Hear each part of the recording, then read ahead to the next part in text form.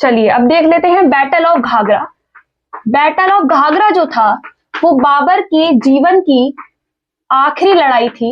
इसके बाद next year जो है बाबर की डेथ हो जाती है। तो आखिरी लड़ाई 1529 को ये लड़ाई हुई थी 6 में, ठीक है। तो 1529 में ये लड़ाई हुई थी बैटल ऑफ घाघरा। इससे पहले बैटल ऑफ चंदेरी हुई थी जिसमें मेदिनी राव को बाबर ने हरा दिया था। तो बैटल ऑफ घाघरा की क्या इंपॉर्टेंस है और ये घाघरा कहां पर है? घाघरा जो है रिवर का नाम था और घाघरा कहां पर है? बिहार में है, ठीक है। तो यहाँ पे ये वॉर जो है ये स्टार्ट हो जाती है। किसके बीच में हुई थी ये वॉर? तो सबसे पहले तो आपके बाबर है ना, और बाबर के साथ इधर थे आपके अफगान, और अफगान के कौन थे लीडर उस वक्त? मोहम्मद महमूद लोधी। महमूद लोधी जो थे आपके वो कौन थे उस टाइम पर? लीडर थे सारे अफगान के। और यहाँ पर एक और है आपके बंगाल के सुल्तान। कौन थे बंगाल के सुल्तान उस टाइम? आपके नुसरत शाह।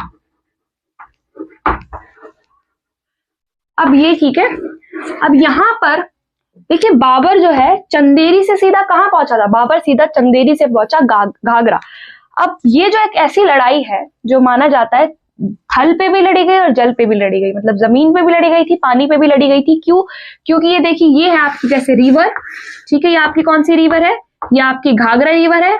और इधर आपकी कौन सी? महमूद लोधी की आर्मी खड़ी है। और इधर आपकी किसकी आर्मी खड़ी है? इधर आपकी बाबर की आर्मी खड़ी है, ठीक है। तो अब बाबर जो है वो चंदेरी से सीधा कहां पर आ गया? घाघरा आ गया अपनी आर्मी को लेकर।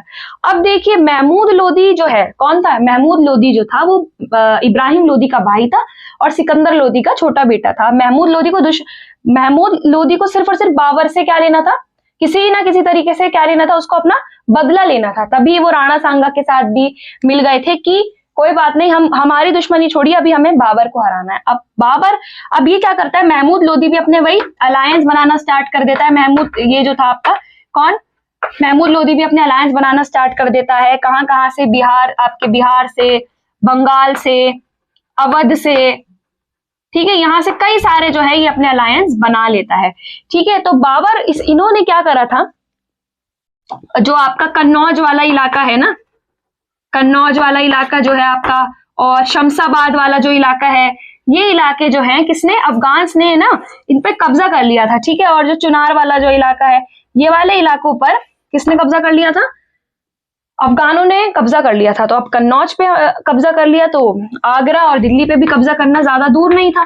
तो इस वजह से बाबर के लिए जरूरी हो गया था कि पहले वो अफगानों को खत्म करें, उसके बाद वो राजपूत के बाद जाएंगे दोबारा, ठीक है।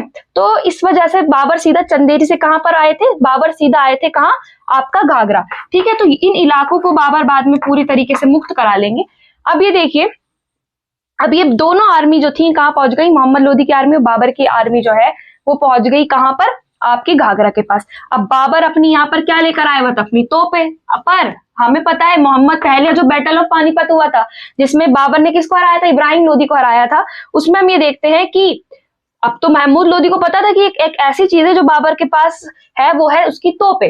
तो महमूद लोधी भी क्या लेकर आएगा? महमूद लोधी भी अब आर्टिलरी लेकर आ जाएगा, अपनी तोपे वोपे लेकर आ जाएगा। पोर्चुगीज से ये खरीदता है, ठीक है, ले लेता है उनसे। तो अब पर वही बात है, नया नया अब जो आपका ये प्रोफेशनल थे उसको चलाने में, पर ये नए नए खरीदे थे। तो बाबर ये कहता भी है, लिखता है बाबर कि इनका बंगालियों का भी और महमूद लोधी का कोई भी निशाना बिल्कुल भी जगह पर नहीं था। और यही तो तोपों का फायदा है कि अगर कोई निशाना आपका जगह पे लग ही नहीं रहा तो उसका फायदा क्या? अगर वो कहीं और जाके गिर रही है, कहीं और जाके नुकसान पहुंचा रही है, तो क्या फायदा उसका? तो बाबर की आर्मी जो है वो घाघरा पार करती हुई कहां पहुंच जाती है? महमूद लोधी की आर्मी के पास यहाँ पर पहुंच जाती है। और यहाँ पर जो है यहाँ पर भी लड़ाई हो रही है, इन फ्रंट पर भी लड़ाई हो रही है, सामने सामने भी लड़ाई हो रही है, इधर से ये इधर पहुंच गए जमीन पर। तो ये लड़ाई काफी देर तक चलती रही। पर हम ये देखते हैं उसके बाद बाबर की आर्मी धीरे धीरे महमूद लोधी की आर्मी को हराने लगी, ठीक है, क्योंकि काफी अच्छे कमांडर्स थे किसकी आर्मी में? बाबर की आर्मी में। तो हम ये देखते हैं महमूद लोधी जब देखता है कि मेरी आर्मी हार रही है तो महमूद लोधी जो है वो भाग जाते हैं अब, और बाबर की आर्मी जो है वो जीत जाती है। पर अब ये बचे कौन? आपके नुसरत शाह, बंगाल के कौन? नुसरत शाह। अब नुसरत शाह कहते हैं मैं क्या ही लड़ूं बाबर से, है ना। बाबर जब 4 वॉर लड़ चुका है तो ये, और बाबर भी देखिए इनके साथ अब लड़ना नहीं चाहता था, बाबर थक चुका था 4 वॉर बैक टू बैक लड़ते हुए।